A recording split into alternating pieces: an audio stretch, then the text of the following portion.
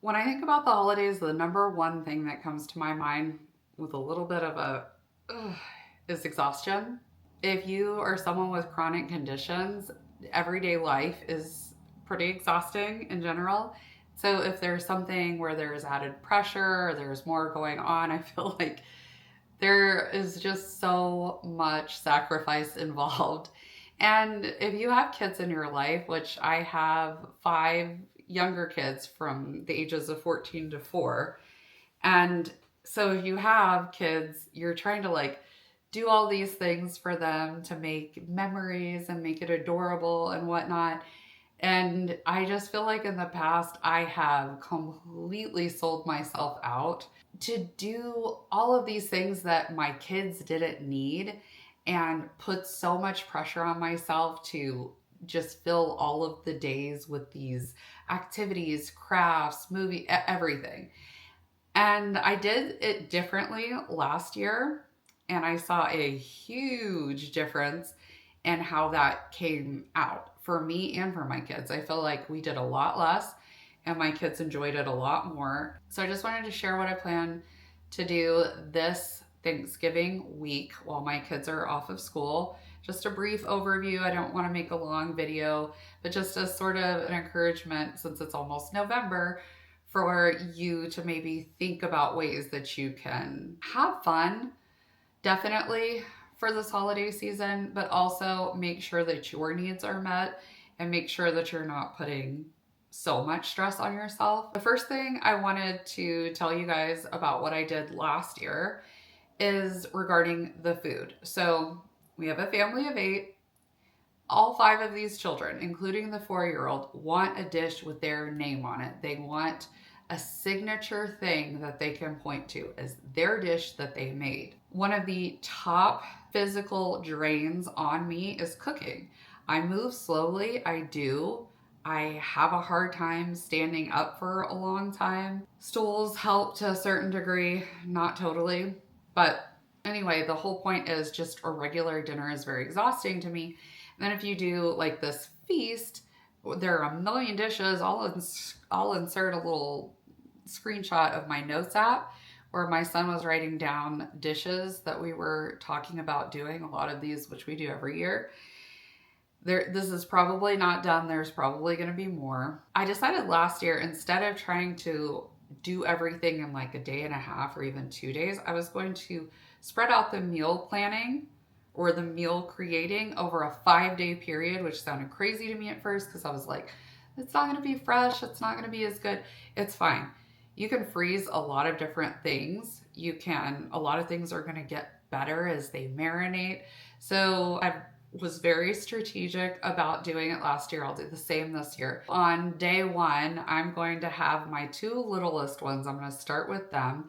And we're going to make a bread. We usually do like banana bread, pumpkin bread, all kinds of bread. That's going to be something where if I just have the 2 of them, I can work with them in a quieter setting because I have tried to help all of my kids at the same time before. It's absolute murder. It makes me feel like I'm going to crawl out of my skin or else. And so just working first of all with the 2 littles, and then we did a bread. So that can be thrown in the freezer and then pulled out the night before we do our Thanksgiving, which is on Friday. So my husband always works on Thanksgiving. Day 2, I worked with my 3 older kids on doing some desserts. Day 4, we did all of the prep, all of the chopping, the cleaning of everything. We got all of that done, and oh my gosh, it is so much better if you are just prepping without the expectation that you're also going to have to cook it. Like just taking the prep work saves me so much the day that we're actually putting everything together. And then day 5, that's when we're going to go ahead and do the bigger things, throw everything together, pull things out of the freezer. It worked so much better. I felt relaxed. I felt a lot more present. And that is the name of the game. The next thing that I did that really helped was I simplified what I wanted to do during Thanksgiving week. So in the past, I've wanted to fill all the time. There are so many different things I want to do. I want to make memories. I want it to be like such a fun holiday time. And I forget It takes a ton of effort to just do the cooking. And I also forget that people are going to want to come over to our house. My kids are going to want to go elsewhere. There is going to be a lot going on without me also adding on 2 or 3 or 4 adventures. Yes, it is very fun in Portland. I love how many things there are to do here, but just simplicity is best. I found that when there is just one thing that I'm focused on all of us doing as a family, everything else feels less chaotic. It frees up a lot of physical and mental resources when I'm not trying to pack too much into the time. One thing, just plan one thing. Or, I mean, I don't know you. You could have a lot more energy than me. Plan 2 things, whatever you want to do. Plan nothing if you have no energy, because you know what kids would prefer to do over anything? Hang out with a mom who is not stressed out and exhausted. That's what they would love to do. Some of my best times ever have been sitting with my kids coloring. Just coloring, chit-chatting, watching a movie together. But they don't care. They just want you to be in a good mood. That's all. I cannot be in a good mood if I'm pushing myself too far. I guess that's the long and the short of it. I said a lot of words, but that's the bottom line. The third and last thing that I wanted to remind you of is building in times for recovery for yourself and for your kids, because they also need quiet time. They also need to, not be going constantly. It is just as stressful for them to have like so many things on their plate. So just build in downtime for sure.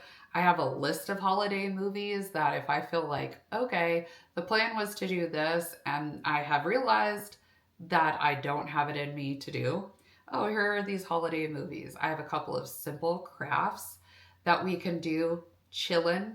I can be on my bed or on the couch, still hanging out with them, still doing something memorable and fun and festive, but like with no physical impact to myself.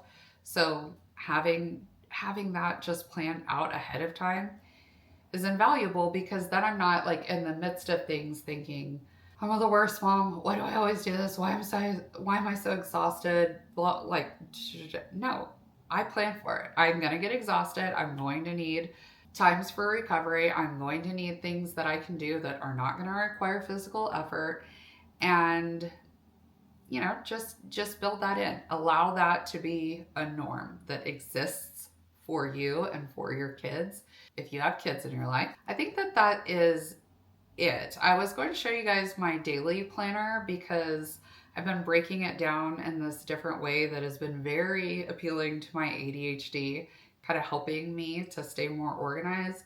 But I think that is a separate video, so I'm not going to do that. But anyway, just let me know if you have any tips for the community, because I'm always looking for ways to cut myself a break and have a better time. I think that I've not valued that in years past. I've very much valued everyone else having a good time. And my time is also valuable. My experience is also important. And so if you have ideas, drop them in the comments. If you have questions about anything, also comment below. And I'll see you next time.